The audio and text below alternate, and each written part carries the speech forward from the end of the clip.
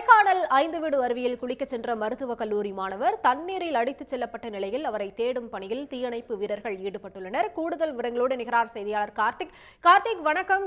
தண்ணீரில் அடித்துச் செல்லப்பட்ட மாணவர் யார் என்ற விவரம் தெரிஞ்சிருக்கா? அவரை தேடக்கூடிய பணிகள் எந்த அளவுக்கு வேகமா முடுக்கிவிடப்பட்டிருக்கு?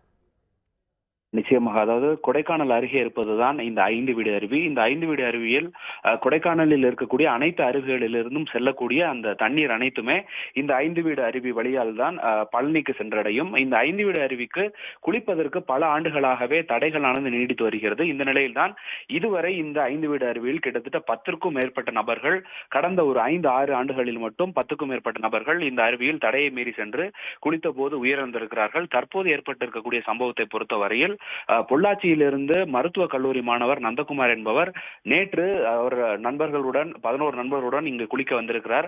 அப்போது குளித்துக் கொண்டிருப்ப போது அந்த அருவியில் சுழலில் சிக்கி அவர் மாயமாகி இருக்கிறார். கிட்டத்தட்ட ஒரு 2 மணி நேரத்திற்கும் கூட வந்த நண்பர்கள் அவரை தேடியும் அவர் நண்பர் நந்தகுமார் கிடைக்காததால் அருகே இருக்கக்கூடிய கிராம மக்கள் அங்க இருக்கக்கூடிய தீயணைப்புத்துறை வீரர்களுக்கு தகவல் தெரிவித்ததன் பேரில் நேற்று இரவிலிருந்து நந்தகுமாரை தேடும் பணியானது நடைபெற்றுக் கொண்டிருக்கிறது. சுமார் 12 மணி நேரத்திற்கு மேலாக இந்த தேடுதல் பணியானது தொடர்ந்து நடைபெற்றுக் கொண்டிருக்கிறது.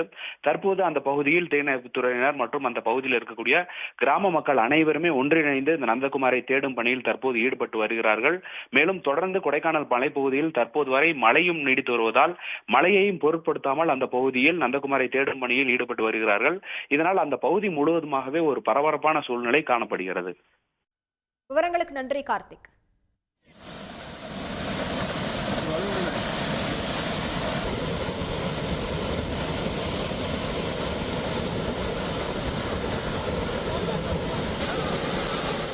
உடனுக்குடன் செய்திகளை தெரிந்து கொள்ள சன் நியூஸ் பெல் ஐகானை கிளிக் பண்ணுங்க.